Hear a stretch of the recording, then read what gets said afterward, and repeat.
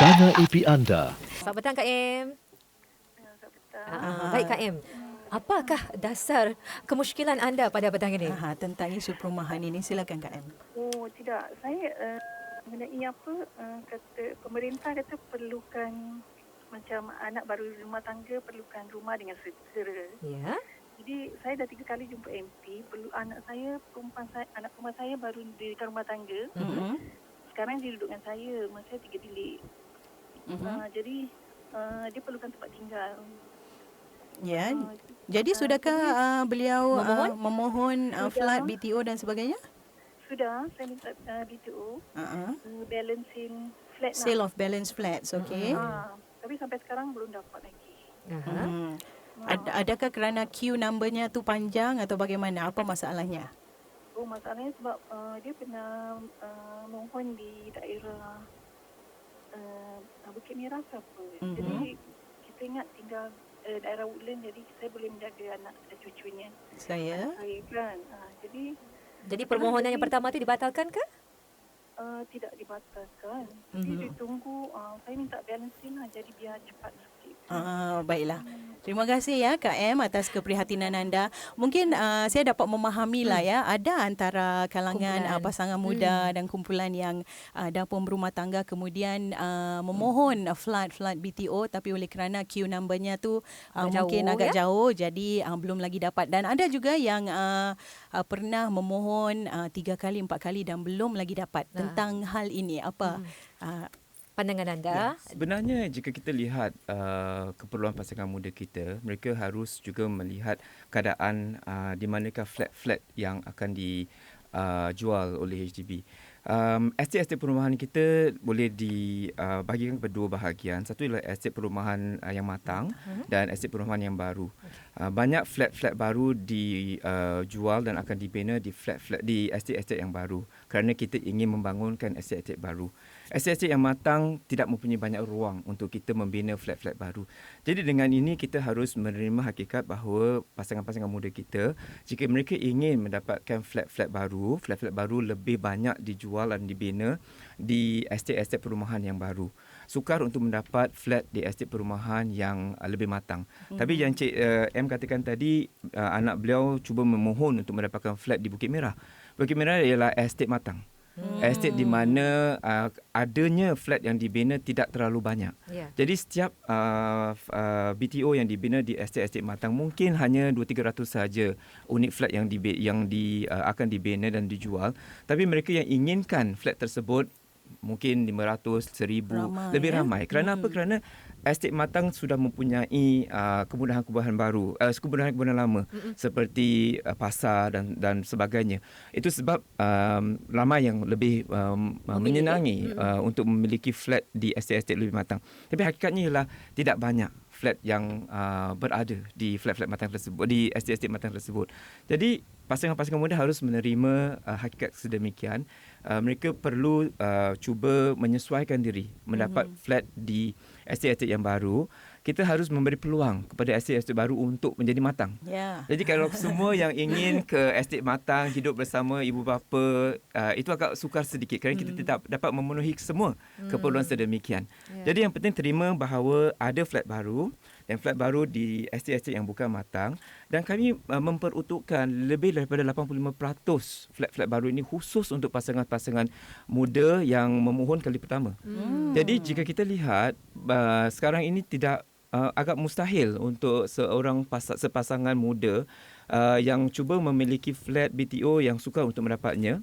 Jika mereka mungkin sekali sukar, kedua, ketiga sudah dapat peluang untuk balloting lah, untuk mendapatkan peluang untuk memilih flat tersebut. Jadi itu hakikatnya ya. Untuk mendapat tempat rumah di estet matang memang sukar kerana banyak saingannya.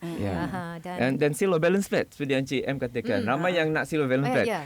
Hakikatnya sale of balance flat ialah flat-flat yang telah dijual tapi tidak ada pemohon. Dan inilah flat-flat BTO yang lama. Jadi mereka hampir siap. Flat-flat yang hampir siap. Dan hakikatnya kerana mereka hampir siap, Jadi bilangan orang yang memohon sale of balance flat juga banyak. Jadi itulah kerana itulah dari segi balloting keupayaan seseorang itu mendapat sale of balance flat agak sukar sedikit. Jadi cabaran kita ialah untuk mengadakan satu sistem yang adil, yang sama adil. Semua orang inginkan flat sale of balance flat. Kerana Kerana flat tersebut sudah hampir siap. Tapi bagaimana kita memperuntukkan siapa yang akan dapat dahulu? Sukar kerana semua mempunyai permintaan sendiri, semua mempunyai masalah-masalah tersendiri. Jadi pada kami yang mudah, yang sama adil ialah kita sama-sama balloting lah. Kita cuba mendapatkan undian, siapa yang dapat akan dapat dahulu. Jadi di sini ada juga perlu kita memikirkan kalau nak cepat dapat, carilah di aset-aset yang belum matang. Itu lebih mempercepatkan lah. Ada satu skim lagi, mereka yang sudah pun mempunyai flat BTO yang telah ditempah, tapi tidak mempunyai tempat tinggal. Ini pasangan muda. Ramai yang mengatakan tak ada rumah, tak boleh ada anak kerana sukar untuk berumah tangga. Jadi apa yang pemerintah telah lakukan ialah mereka yang telah pun menempah flat BTO, kita akan memberi mereka flat 3 bilik atau 4 bilik untuk mereka sewa dengan harga sewa yang lebih murah daripada harga sewa pasaran. Ini dikatakan PPHS, Parenthood Housing. So ini ialah untuk memberi ruang kepada pasangan-pasangan muda yang sudah pun menempah flat BTO mereka dan mereka mengatakan tidak ada tempat tinggal, mungkin tidak mahu tinggal bersama ibu bapa kerana keadaan ruang tidak mencukupi, dan mereka akan diberi peluang untuk menyewa, bukan sewa terus daripada HDB menerusi skim sewa untuk mereka yang bergaji rendah, tapi sewa untuk mereka pasangan muda. Jadi harga sewanya kurang daripada harga sewa pasaran. Ya, itu dia berkenaan tentang pasangan muda yang perlukan tempat tinggal dah dapat rumah BTO tapi menantinya. Inilah peluang anda untuk dapat ruang sewa pada kadar yang lebih rendah lagi. Dan sama ada rumah BTO di estate matang ataupun estate kurang matang, semuanya perumahan awam ini akan disediakan. Inilah yang dapat kita jangkakan di masa depan dengan infrastruktur perumahan yang semakin bertambah canggih, flat-flat lama juga dinaik taraf dan bandar-bandar baru juga diperkenalkan. Dan mungkin Dr. Maliki boleh jelaskan dengan lebih lanjut lagi apakah antara perkara-perkara yang dapat kita jangkakan dalam Singapura menuju ke perumahan yang bertaraf kelas pertama ini. Kita mempunyai visi untuk mengadakan aset-aset perumahan yang serba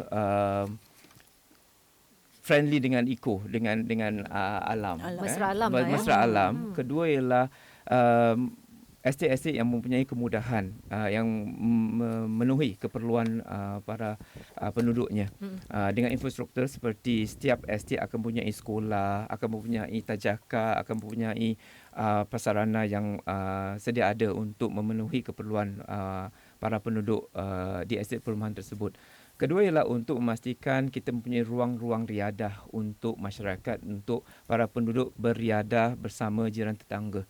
Yang penting ialah untuk menyemarakkan lagi spirit kemasyarakatan. Ramai yang sering kali kita melihat bahawa terdapat mereka yang tinggal di HDB, flat-flat HDB tidak menggunakan ruang-ruang yang tersedia ada. Jadi kami ingin menggalakkan lebih banyak lagi kegiatan-kegiatan kemasyarakatan, dan estate-estate baru ini akan diberikan peluang untuk meningkatkan keupayaan golongan-golongan masyarakat atau kumpulan-kumpulan masyarakat untuk menggembling lebih ramai lagi para penduduk untuk meningkatkan lagi spirit kemasyarakatan kita.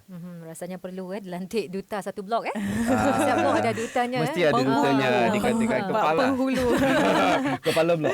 Betul-betul sangat benar. Dan sebentar lagi kita akan menyentuh pula tentang trend perumahan yang sentiasa berubah-ubah Dan anda yang punya soalan berkenaan perumahan boleh hubungi kami di sini 66911942.